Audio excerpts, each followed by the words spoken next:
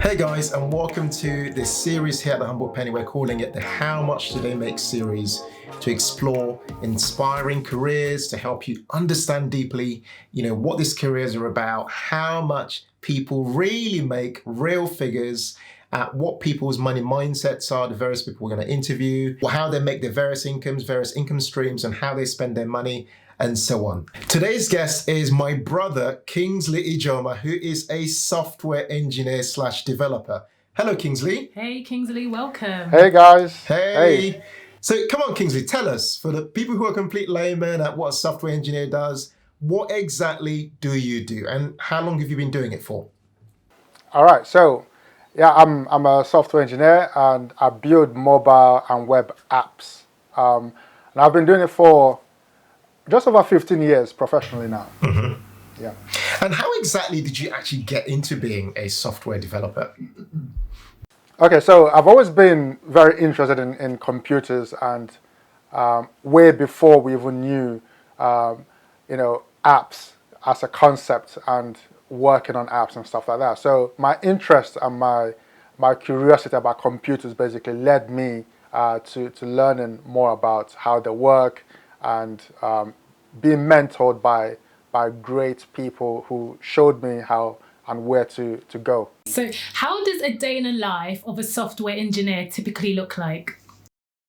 Okay, so every day we work on, we start with what's called a stand-up. So we basically say this is what we're working on, these are the blockers, this is how we plan to spend the day, fixing bugs if there are any bugs, or adding new features to apps, etc. And we of course do it remotely these days. We work from home with our laptops. But even before the lockdown, we also worked, I worked remotely most of the time anyway, from different countries, preferably somewhere really hot. So Kings, look, you're a successful guy. You've been doing this for many years. People who look at you now, people normally look at the successful person, but they never look at the journey the person's been on. So for someone at your level of success at the moment, what 3 things, if you had to limit it to that, would you say have been responsible for your success, have helped you become a success at this stage? All right, so I'm what you classify as a senior developer. So basically means I have the experience and I can command a bit more money when it comes to contracting, etc. But the same principles applies to somebody just starting off. And I would say that a big one is just being focused and sticking to the idea. So initially when I had this burning desire to learn about computers, I just stuck to it and I just kept at it. So consistency is really, really important. And I'll just say basically adapting to change, moving along with things as they move, as they change is crucial as well in technology. Everything is dynamic. And just having a structured plan of action. So just saying I want to learn to code is not enough. You just have to have fixed times every day and days of the week that you block out completely to learning to code. So what do you love about what you do, Kingsley? I love absolutely everything. It's the freedom. It gives me financial freedom, and it gives me a complete quality of living that I never dreamed of before. So, traveling around the world, working from anywhere, and literally being able to do work in any industry as a software developer. You can work in the medical industry, you can work in the music industry, the film industry, any industry really. You can just take the same skill and move from one to the other. And that freedom for me, is just priceless. Wow. Can anyone become a software engineer or developer? I always think to myself, it sounds really complicated, this idea of coding and so on. Like, are there particular skills you need to have in order to become a software engineer? Not really. So having ability to, or the desire to solve puzzles helps. But the most important thing is just trying.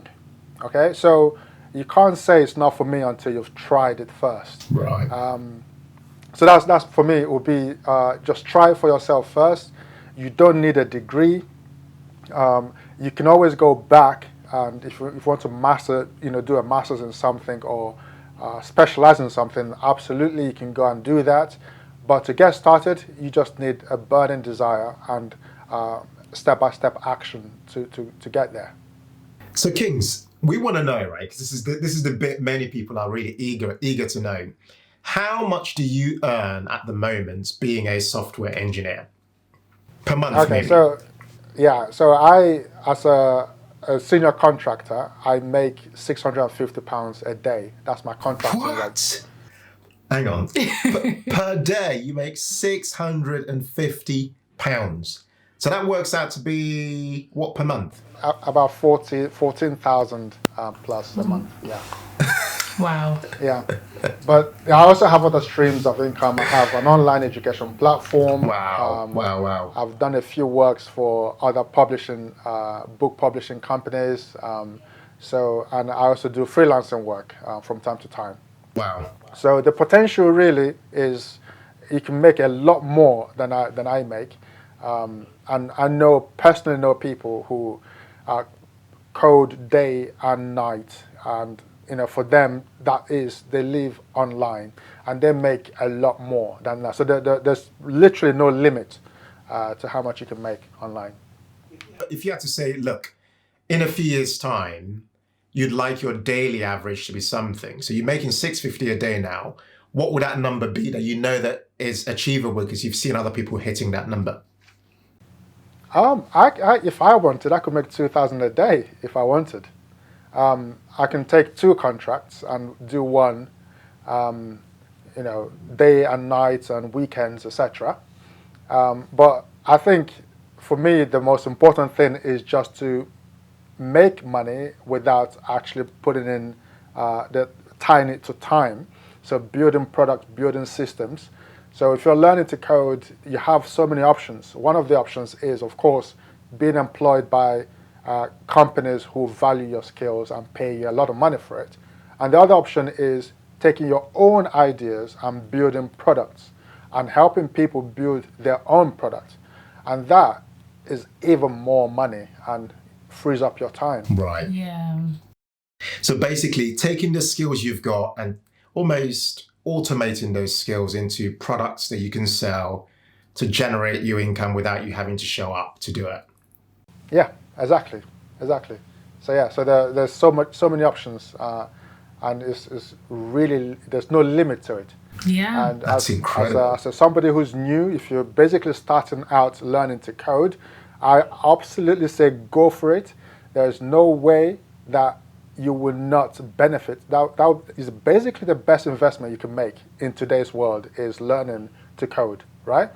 Because with that skill, I bet you have an idea of your own, or somebody who has an idea, and you can help them build that product, and they pay you for it. And companies hire you and they pay you for it. And you don't need to go to university for 4 years before you can actually start. So you don't need a degree to be a software engineer, is what you're saying to us? No. So to get started, you don't need a degree. If you want to specialize in something, then you might need to go and study something, maybe securities or something like this. But majority of people that I know and I've come across over the years are self-taught, and it's just acceptable as it is. Yeah. When you say self-taught, are they learning on YouTube? Are they just learning by practice? Where are they learning to be self-taught? Are they buying courses? Yeah. What are they doing exactly? Yeah. So there's the easy and hard way. The easy way is basically just running around, learning on YouTube, learning from random online courses. That takes a longer time to get there, but you will get there. And the other way is to find a mentor. So I have an online education platform called Code Hans, and the idea is that I build a roadmap so you don't have to manually try and figure out what to do. So I just say, this is what you do, and in 6 months, this is where you'll get to, and you can actually start making and earning money. So self-taught literally means that you don't have to go to school to do it. You have all the resources in the internet. Just organizing that information is what you require. Wow.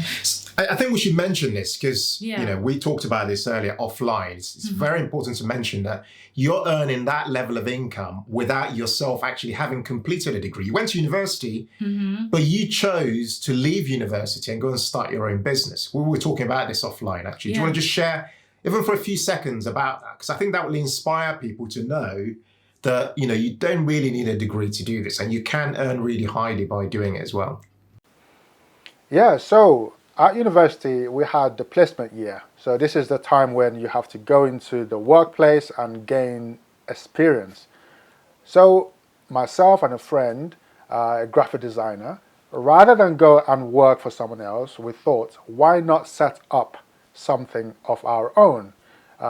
So that's exactly what we did. We set up our own web development agency.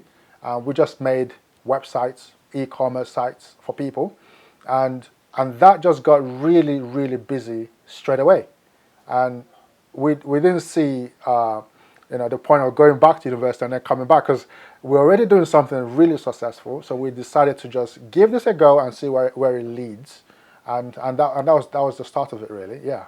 Wow. That is amazing. So you hear that, guys? That is encouragement, and that's so inspirational. That's amazing. So what top 3 pieces of advice would you give to somebody who wants to become a software engineer and potentially make the same level of income that you're making? Yeah. Okay. Take action, all right? Don't spend too much time researching. Basically, take action. 2, have a roadmap. Don't go from place to place and try to learn everything. Speak to people who are already doing it. See what channel you want to go down, because there are different routes. Just saying programming is so vague.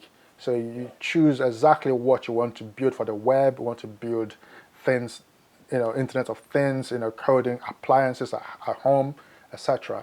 So speak to somebody, and 3rd, just do it. Believe that you can do it.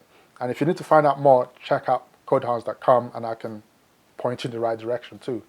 Fantastic. So this wouldn't be complete without speaking to you about your personal finances, Kingsley. So you make all this money, which is a lot of money, by the way, which was put you in like the top 1% in the country, probably even globally, I think, at that rate. How would you describe your relationship with money right now?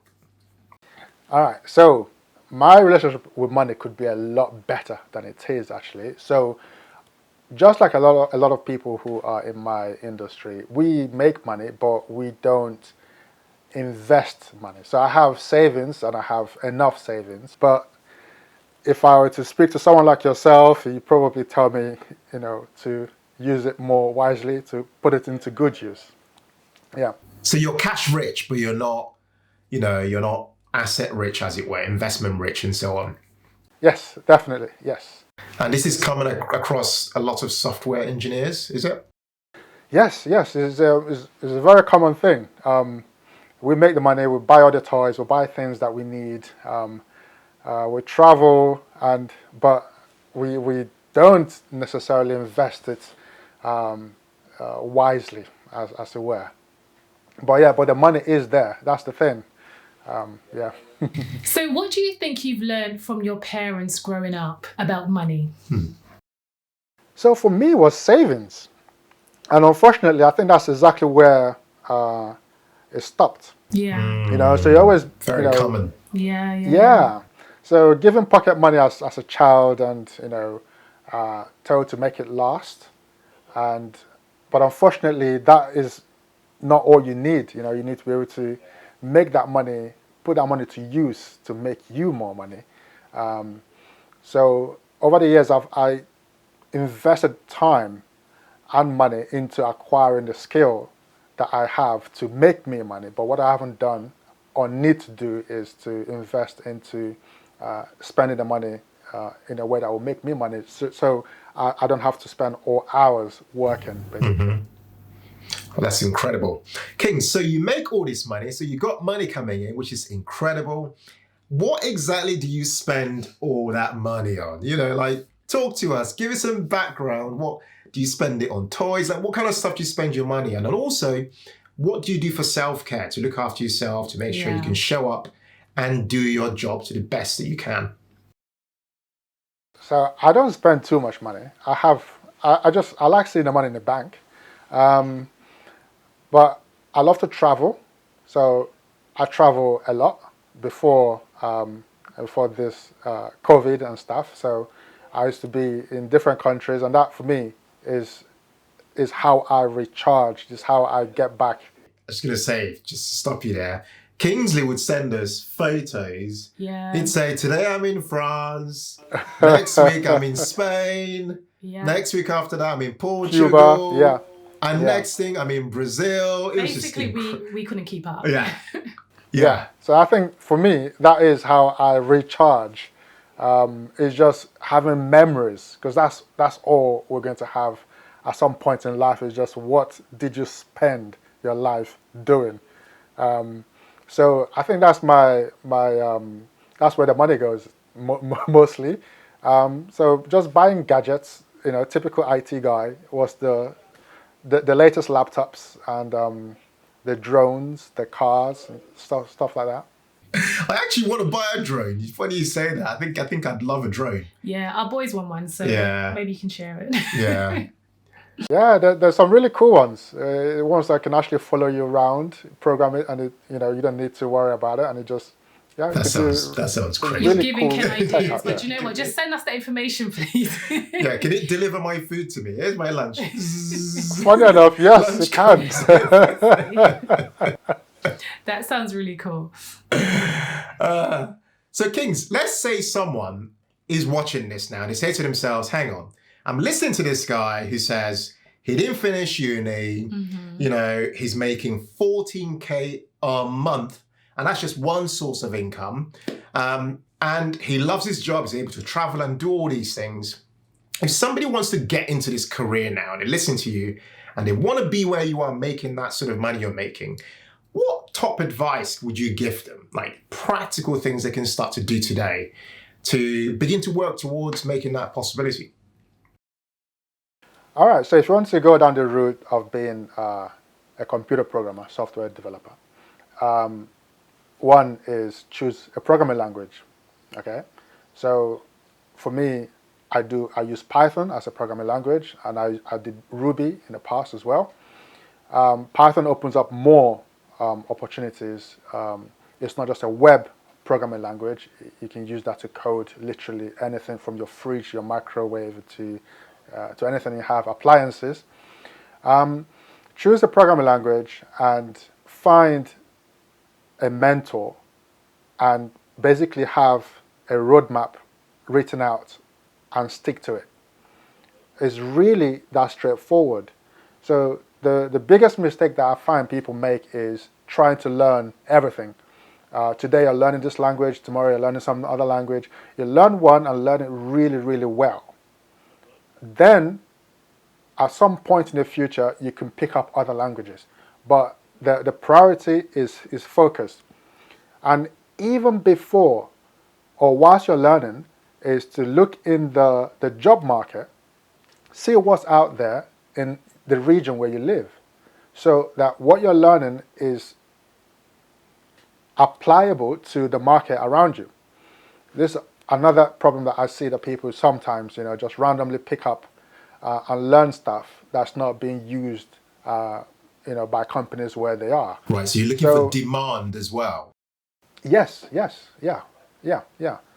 And start early. Don't try and learn, for a year before you start looking for opportunities. So the jobs, the way it works in IT, you would need recruiters, and recruiters tend to contact you. So you update all your online profiles, your LinkedIn profiles, etc. And what you would notice is companies will start calling you and trying to offer you jobs. Offer you jobs. So you get jobs being offered to you, actually. You're not going out to look for the jobs. They're coming in. They're coming into you. Yeah. Definitely, wow. Jobs come to you in IT. So actually, this I'll give you the biggest secret ever. Go on. Go on, come on. In the reason why only a few people are making this amount of money, or only a few people classify themselves as programmers, is because we sacrifice something, and that's time. And the reason why, if you want to learn to code, some of the reasons why you fail is because of mismanagement when it comes to time. So the practical step, actually the first thing to do, is to look at your times in a day. How do you spend your time? You will need to sacrifice Netflix. Something needs to give. That is going to be a tough one for a lot of people watching, right? Yeah. Netflix, 14 grand per month. I don't know. Tough choice, right? Build the next Netflix. Yeah. So sacrifice time and spend the time to learn this skill, because it is a life-changing skill. Really, everything. Yeah. Actually, do you think, and this is one that we've been thinking about as parents, do you think that children should be learning to code? I mean, like, a lot of people who watch our channel have young families, some are hoping to have families in the future. And, we're in this digital age now, a lot of us are working from home.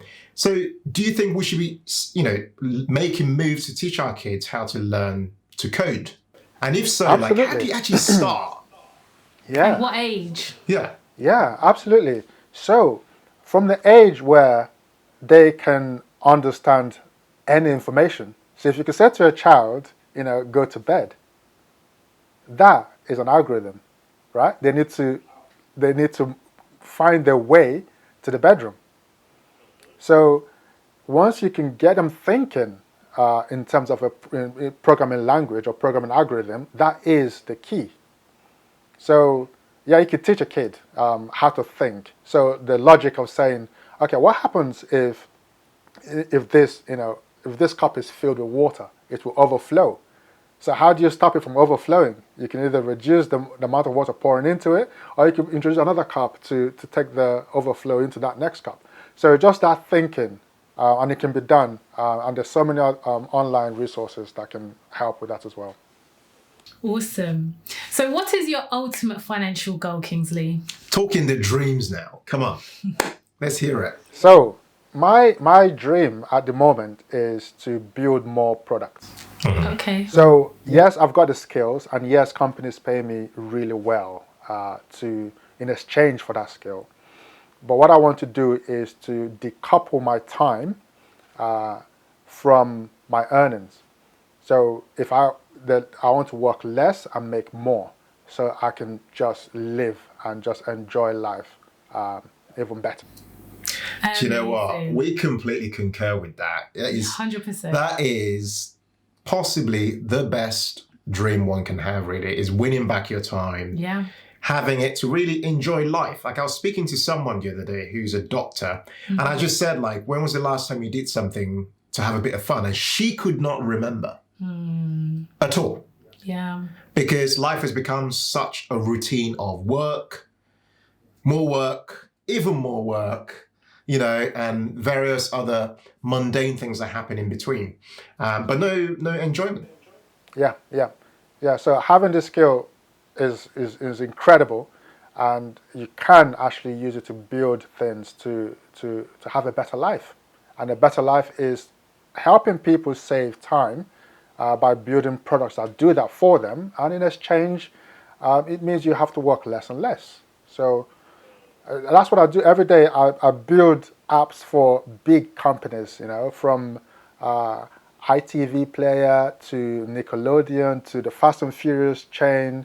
All these are companies that I've worked for and I've contributed codes to their system. But at the end of the day, owning your own product means that you can live more and work. I love work, I love what I do, but it's just a choice of, saying today is a 3-hour work day, as opposed to you must do 7 hours or 8 hours or whatever. That's incredible. That was Kings, amazing. let me just ask you this before you disappear, right? Imagine someone's watching this now and they say, right, I've heard, Kingsley, I want to do this software engineering thing. I don't have a degree, but in 6 months, thereabouts, I want to start to make some money as a software engineer. What language should they focus on, like right now? Where should they go and learn it? And how much money could they be making in 6 months? All right, so in 6 months, you can get yourself in as a junior developer and even doing some work as a freelancer on so many different platforms. And you could be making from 35 to 38,000 pounds a year, starting off like that. So language-wise, it depends on what you really want to do. So if you want to just get started very quickly, building blogs, etc., PHP does that for you, and you can get started very easily. If you want to build AI and build more complex systems, and then yes, definitely go with Python. And Python, with that, you can also build blogs, etc. But you can do a lot more. But the learning curve is slightly higher. To make web things, HTML and CSS is basically what you want to try out. But if you want to have a roadmap, then definitely come to codehunts.com, and I have roadmaps, and I can, guide you with a plan, and you can get going with that. Fantastic. Wow. That was awesome, Kingsley. That was Thank you incredible. so much. Thank you so much for joining us. We really enjoyed having you and breaking this down. Guys, we'd love to know from you guys in the comments what resonated for you today on this particular interview about a software engineering role. Let us know in the comments. If you'd like us to interview any other professions, any other people specifically, we'd also love your suggestions in the comments as well. Let us know, guys. Yep. Kingsley, thank you so much for joining us. Thank you. Thanks, guys. Thank you. Care. Take care. It's been great having you on. Yep. Take Fantastic. care. Take care. Bye. Bye. Speak to you soon. Bye.